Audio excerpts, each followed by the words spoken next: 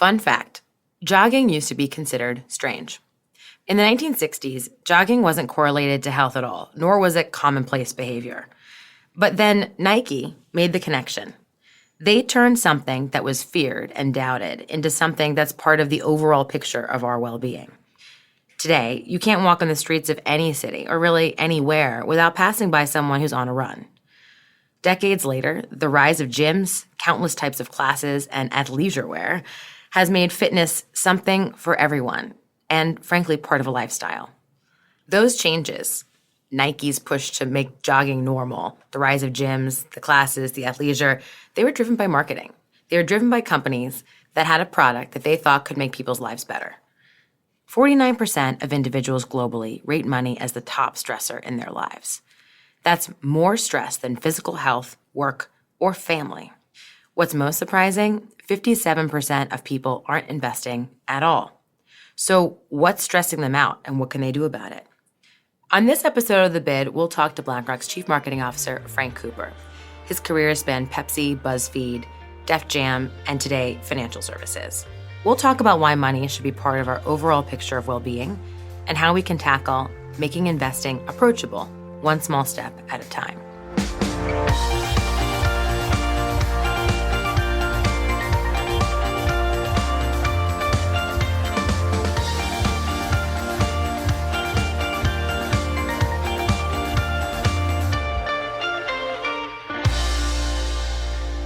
Frank, thank you so much for joining us today. So happy to be here.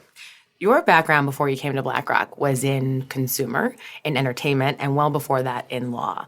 Now that you've been here and you've been diving into this question of what gets more people investing around the world, what have you learned? Let me explain my background because it seems like a chasm between where I've been and where I am today, right? So consumer goods and technology and entertainment and now financial services. But there's a common denominator to all of it. In marketing, what we're trying to do is make change happen. We're trying to change people's perception and we're trying to change their behaviors. And that's what I've done my entire career. You can do that in food and beverage. You can do that in entertainment. You can do that in technology. Just applying that same discipline now here in financial services. And I feel like there's no better time than now to actually be in financial services because we're at a moment in time where people are starting to awaken to the fact that their relationship with their money is important to their overall sense of well-being. And what's been the catalyst for that change? Why now? If you look at just what's happening in culture, with institutions, it all's come together in a way that I think has led people to this place. Mindfulness overall has increased. People are much more conscious about what actually makes me happy and much more demanding about that. And we saw it happen in food, right, where people said, I need to understand how nutrition actually gives me greater energy and improves my sense of well-being. We saw it happen in physical exercise. And if you've ever been to Soul Cycle, or I've never been to these places, by the way, but if you've been to Soul Cycle or Flywheel or Barry's Boot Camp, I know the names. I'm a big Barry's fan. Really? I have to say, really big Barry's fan twice a week. I hear incredible things happen in there. They do. It's amazing. But people come out and they feel this greater sense of energy, but a heightened sense of well-being. So now, if that's the expectation that people have, is that I want things that actually contribute to my overall sense of well-being. If it doesn't, it's actually put into another category. It's put into the category of the mundane or a commodity, and they're not going to pay a premium for it. They're not going to pay attention to it. And what I believe is that we've artificially separated our relationship with money from our sense of well-being. And now we have that chance to bridge the gap. There's this deep sense that money actually contributes or can prevent you from achieving a certain level of well-being. But no one's really unpacked that because there's taboo around talking about money. There's a lack of clarity about what it means to earn your money and spend it and save it and borrow it and give it and invest it. There are all these barriers, cultural, social, familial, that actually prevent people from exploring that relationship and understanding how money contributes to their overall sense of well-being. That resonates with probably most people, but from where you sit, what can you do about it, right? We don't touch consumers. We're an investment firm. We're an asset management firm. We don't have a consumer brand. So much of what you mentioned feels deeply personal and about human behavior. So what levers do you have where you are to help drive that change? We're an input in the outcome, but how can we be a driver? You know, the way I think about any business and any industry is I start with a deep obsession about the customer, the end customer. Everything flows from that end customer. You think about when I worked at PepsiCo, and people often think of PepsiCo as a consumer brand only, but we don't go direct to consumers. We never did. But they see a Super Bowl commercial with Beyonce or a World Cup promotion with Messi, and it feels like it's a consumer brand. But what Pepsi did is they sold to retailers, an intermediary that had the direct contact with the shopper. But if we didn't actually have the obsession with that end consumer, what makes them tick? What brands do they love? What enhances their sense of value? How do they perceive value in a product? Then you could never actually provide value to the retailer. Same thing in financial services. Yes, we serve intermediaries, institutions, financial advisors, but ultimately, all of us are serving an end investor. We're serving a person at the end of the chain. And I like to work back from that. And if you can understand that person better, not only can you serve them better, but you can serve the intermediary better. And so I spend almost all of my time being obsessed with the end customer and working back from there. That end customer, as you said, cares more about the things in their life contributing to their sense of well-being. Where today does money and investing stack up? It sounds like you think there's a lot of room for improvement. Well, first, I'll say money is definitely not a panacea. Money is not the answer. I'm not here saying that you will find happiness if you could only achieve a certain level of money. In fact, I think that's the wrong way to think about it. The thought is people need to reconcile their life goals with money. And I think the challenge for us as a society and for individuals within our society is to reconcile that across the full dimension of money. How do you earn your money? And people are talking about that all the time. And we're starting to crack the code on that. People are now demanding, I want something, as I earn my money and I have my job, I want something that's fulfilling to me, that actually meets my own personal sense of purpose, my own sense of values. And Larry's letter to CEOs, both this year and the year before, which speaks to this idea of purpose, in part, is driven by employees who are increasingly demanding that the companies for which they work actually serve some higher purpose and that meets their own personal sense of purpose. But it's also how people save their money and how they give it. It's easier to see it in how you spend it, right? Because that's the most visible thing. If I spend some money and suddenly I don't buy this, but you have a Gucci belt or Gucci purse or whatever it might be, like, okay, I have this item, it's visible, I can enjoy it, other people can enjoy it, it says something about me. When you save, you don't see it. So that becomes a more difficult thing for people to grasp. When you invest, oftentimes people don't see it. And so the opportunity I see now, though, is that as we look at technology and its ability to actually give people signals back for the things that were previously invisible. So if you save and there's something that happens on your mobile phone that indicates that you saved and gives you a signal that, wow, isn't this a great thing? That's our opportunity now to start to send those signals in ways that enhance people's sense of accomplishment and to kind of nudge them toward the behaviors that we think would improve their relationship with money. And so investing, you would put in that category of positive signals to get people to invest. And the reason I ask is because so much research shows that actually the best investor outcome for the sort of average consumer is to think very little about their investments and to just save, put it aside, and not think about it. So is what you're suggesting just a more dynamic relationship with what's happening, even if it's not an active set of choices that people are making? I'm suggesting that, but I'm also suggesting that we found this in our own global investor pulse. There's a large percentage of the population across the globe that just believe investing is not for them. It's too complicated. I don't have enough money. This is for a small elite group of people. It's not for me. And so the best way to actually transition from that belief is partly knowledge, but knowledge we found is not in and of itself an effective tool. You can do financial literacy all day, and the percentage of people who actually shift their behavior is pretty small. It's really almost the Nike mantra of just do it. We found that people who actually just invest something, it's not about the amount. That behavior in itself creates momentum, creates a sense of confidence, creates trust.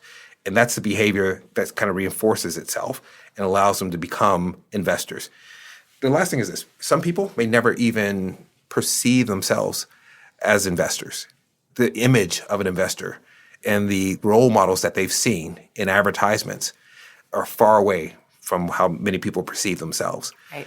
But that's okay, as long as they're doing the behaviors that we believe investors should, right? Are they actually contributing in a consistent way? Are they thinking long term? Do they believe in the growth of the equity market? Are they balancing it in a way that meets their expectations? Are they developing a realistic retirement fund for themselves? To me, those are the behaviors that we want. They call themselves savers, investors, earners, believers, whatever they want to call themselves. Right. But those are the behaviors that we want to instigate. A phrase that you've used internally at BlackRock and in a lot of your sort of public appearances is the importance of bringing well-being through wealth to more and more people. Wealth is a really controversial term, particularly in that more broad mainstream context. So how and why did you choose that? Not only just as it was your background as a lawyer and then your particular attention to language, I mean, that must have been a very deliberate choice. So how do you think about what wealth means today and what power you think it has to mean something different in the future? Yeah, I mean, I really wanted to reinforce this idea that wealth is not just for the wealthy. And so part of what I wanted to do is make a distinction between being wealthy, which oftentimes is perceived as a destination, which changes. And so Right. when people say, when I just cross this threshold of net worth or investments, at that point, I'm wealthy. And then I can have some sense of relief. That goal keeps moving, number one. But even if it didn't, even if it remained static, it excludes way too many people. And what I saw in coming into this industry is that wealth, this idea of your relationship with money, is really rooted more in a set of behaviors than it is in a particular destination. You know, are you saving? Are you spending in ways that are conscious? Are you conscious about what you're earning and what you're giving? Are you investing?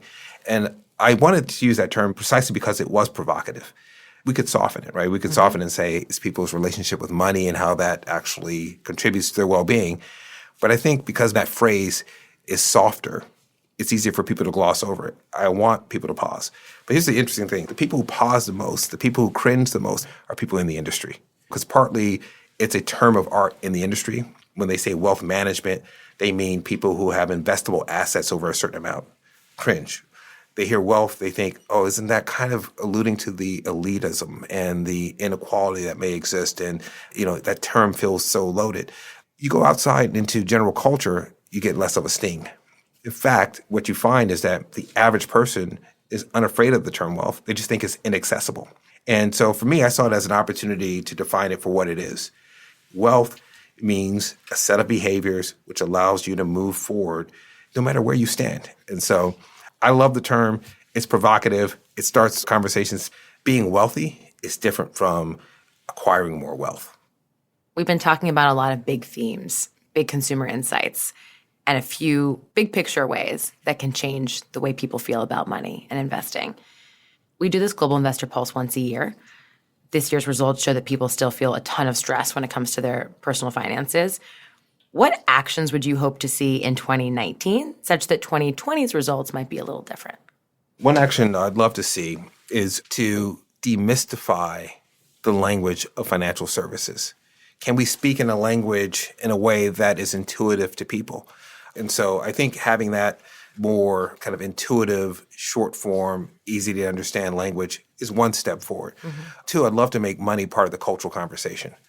It's been taboo. People don't want to talk about it, but increasingly we're seeing parts of the population talk about it. One of my jobs I had before had a really young population of employees, really young. I think the average age was 24. And Is it BuzzFeed? yes, it was BuzzFeed. Okay. And what I noticed is they were very open in talking about money, very open. They shared salary information with each other. They talked about money and renting in a way that I had not seen for other generations. And so I'm encouraged by this idea that money can become part of the cultural conversation. The third thing is, I think in our advertising, we need more relatable role models. What we know about this whole idea of self-efficacy, of people advancing, whether it's in sports or money or anything, actually, seeing relatable role models actually makes you feel like I can do it. So suddenly this notion that investing is not for me is diminished significantly because I see someone who is like me actually doing it. Then the last piece is this, is technology. Are there ways in which people can start to advance through small steps, mostly through technology, by leveraging the knowledge and expertise that we have, but doing it in a way that makes it easy and comfortable for them? Small steps are meaningful steps. Demystifying financial services is an important step, but there also are persistent concerns about whether the public trusts financial services and trusts our industry in the wake of the financial crisis, even though it was 10 years ago. We're now looking at a sort of crisis of trust in technology. How important do you think trust in institutions is in driving some of that change? And the reason I ask is all the things you mentioned could be driven outside financial services, actually, right? You can have some of those role models. You can sort of change the conversation through popular culture and not as much have sort of the existing financial services institutions lead the way. So my question is, where do you think we are in terms of public trust in financial services, and how important is that in driving these changes? Yeah, well, first, this whole decline of trust in institutions is a broad theme that's been happening for at least the past 30 years, arguably the past 40 years. And it's been consistent. Look at any poll. You can look at the Edelman Trust Barometer. You can look at the Gallup polls. They're all saying the same thing, that there's a declining trust in institutions. It's accelerated recently. It's accelerated on a global scale because we've seen the Panama Papers. We've seen the Tesco meat scandal. We've seen the global financial crisis. If you look at where trust sits today, it sits on platforms that allow people like us, ordinary people, to kind of be the checkers of truth, right? So you'll sit on a platform like an Uber or Airbnb, and you're effectively saying, I actually trust the stranger more than I trust an institution because I believe that the stranger has less motivation to do me wrong. And that's what we're seeing over and over and over. Meanwhile, the institutions that we've seen over the years, people believe that their motivations have not been aligned with the customer, not been aligned with society at large. Now you get to financial services, it gets even more acute. Financial services tends to be at the bottom of the trust surveys along with journalism. And it's in part, I think, because there's the truth that financial services industries, particularly asset management and investment management, have been perceived as serving a small percentage of the population. And that perception is hard to overcome, in part because there's a segment of the industry that absolutely does that. But there are other segments of the industry that serves the ordinary person. We just don't talk about it much. The fact that we have at BlackRock, for example, 2/3 of our assets under management relate to retirement. Right. It's retirement for teachers and nurses and firefighters and policemen. But we don't really talk about that, and people don't perceive it in that way. They look at a narrow slice of what we do. And I think the industry has done it to itself. And I think we have an opportunity now to be a lot more transparent about the full range of what we do. Because I think there's a lot of good in what we do, but we need to share it. But we also need to be honest about the areas in which we can do better. Mm-hmm. So for us, what I'm excited about is that we now stand in a place where we have this opportunity to help more people, that this idea of financial inclusion can be a reality, that our expertise can help people beyond just our clients. And I think it stems from really the reason why we exist as a firm, is to do that, is to help more and more people kind of build their worth, both financially and their sense of self-worth. I want to end with a rapid fire round, but I'm going to ask one personal question before I do that. Oh, that's scary. Especially when it's about money. Yeah. Is there a moment you can think of, a decision you made, a realization, good or bad incident that changed your relationship with money? So when I came out of law school, I clerked for a judge. And what I learned is I got out of law school first week before I was going to go in to start working for the judge. I loaned a friend a significant amount of money, which I never got paid back. How long had you known this friend? For a long time, all my life. Okay. At that time, 20 some odd years. And then when I went into work, I realized that my paycheck was going to come like a month later because of the way the pay cycle worked. And for me, that was a hard lesson because at that point, I was committed to the idea that I never want to be in a position where I have not thought through personal cash flow and savings and how I actually manage my own money against all the things I want to do. And so after that point, I was much less impulsive, much more thoughtful about how I handled money. The interesting thing is it didn't make me, I hope, more stingy. It just made me more thoughtful about how all these things relate together. And do you find that as you learned more about financial services, about investing, your own behavior changed? I'm more conscious of how money works and how investments work. Yeah, it's changed my behavior. It's also changed even how I discuss money with other people, family members, for example. At first, I was talking about it in more technical terms because I was picking up the jargon here. Right. But now actually I've gotten to a point where I can actually translate that in ways that are easier for family members and friends to understand. And so, I don't go around every night preaching about, what are you doing with your money? Like, how's your wealth? I'm not asking that. But I found that I can actually be more helpful with people who are close to me in explaining how they might actually take a step forward to have greater financial stability. I want to end with a rapid fire round. Yep. Departure from everything we've been talking about. Yeah. As we've mentioned, your background goes well beyond the world of BlackRock and investing, from Harvard Law School to Def Jam to Pepsi, BuzzFeed. So I'm going to ask you a series of this or that questions. Ready? Okay, let's go. Kanye or Drake? Kanye or Drake? That's a tough one, but I have to go Kanye. And I have to go Kanye. I have a deep bias because I've worked with Kanye and worked extensively with Kanye. And I have not worked as closely with Drake.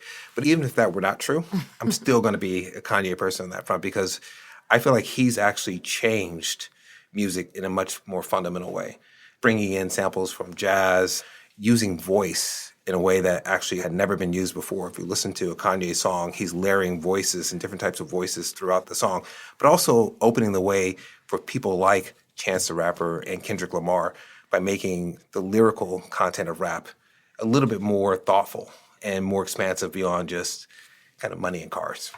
Love that you say you haven't worked with Drake as much as opposed to not at all.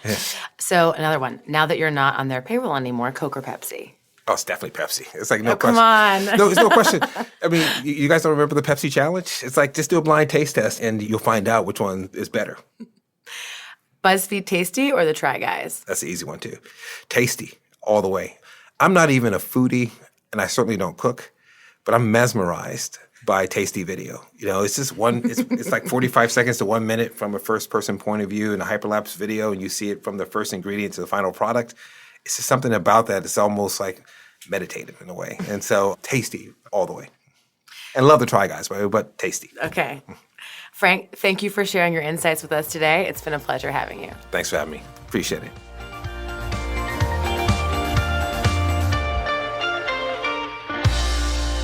Interested in seeing more of the numbers behind our Global Investor Pulse? Visit blackrock.com/investor pulse to learn more about the largest ever study conducted on wealth and well-being. This material is for informational purposes and is prepared by BlackRock, is not intended to be relied upon as a forecast, research, or investment advice, and is not a recommendation, offer, or solicitation to buy or sell any securities or adopt any investment strategy. The opinions expressed are as of the date of publication and are subject to change. The information and opinions contained in this material are derived from proprietary and nonproprietary sources deemed by BlackRock to be reliable and are not guaranteed as to accuracy or completeness. This material may contain forward-looking information that is not purely historical in nature. There is no guarantee that any forecast made will come to pass. Reliance upon information in this material is at the sole discretion of the listener. Past performance is not indicative of current or future results. This information provided is neither tax nor legal advice, and investors should consult with their own advisors before making investment decisions. Investment involves risk, including possible loss of principal. In the U.S., this material is intended for public distribution. In Latin America, this material is for educational purposes only and does not constitute investment advice, nor an offer or solicitation to sell, or a solicitation of an offer to buy any shares of any fund. No securities regulators in Latin America have confirmed the accuracy of any information contained herein. The provision of investment management and investment advisory services is a regulated activity in Mexico, thus is subject to strict rules. For more information on the investment advisory services offered by BlackRock Mexico, please refer to the Investment Services Guide available at blackrock.com/mx. Copyright 2019, BlackRock, Inc. All rights reserved. BlackRock is a registered trademark of BlackRock, Inc. All other trademarks are those of their respective owners.